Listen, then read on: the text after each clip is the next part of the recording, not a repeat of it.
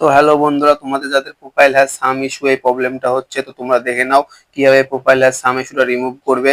তো ফার্স্টে তোমরা কি করবে, এই যে যাদের অনেকের এখানে কপিরাইট আসছে, 4-5টা করে কপিরাইট খেয়ে নিচ্ছে, তো তাদের বলছি, তো তোমাদের যাদের এই কপিরাইট আসছে, তো তোমাদের নিশ্চয়ই এমন কোনো একটা ভিডিও চাচ্ছ যেটা তোমাদের প্রোফাইলের সাথে ম্যাচ করছে না। তোমাদের হয়তো প্রোফাইল খোলা আছে ফানি, কিন্তু তোমরা চাচ্ছ ব্লগ ভিডিও।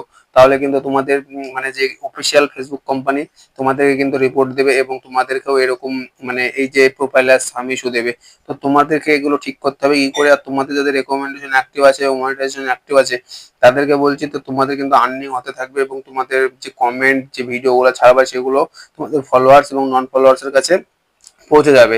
তো যাদের এই সবগুলো অ্যাক্টিভ নেই, তো তারা আমাকে কমেন্ট করো, এবং তারা আমাকে একটু স্ক্রিনশট মেরে তোমাদের প্রোফাইলটা পাঠাও, একটা ইনস্টাগ্রামে আমাকে ফলো করে নাও, ওখানে আমাকে পাঠিয়ে দাও, ঠিক আছে। এবং আমার এখানে আমার ডেসক্রিপশনে হোয়াটসঅ্যাপ নাম্বার আছে, আমাকে চাইলে হোয়াটসঅ্যাপ করতে পারে, কেউ কল করবে না।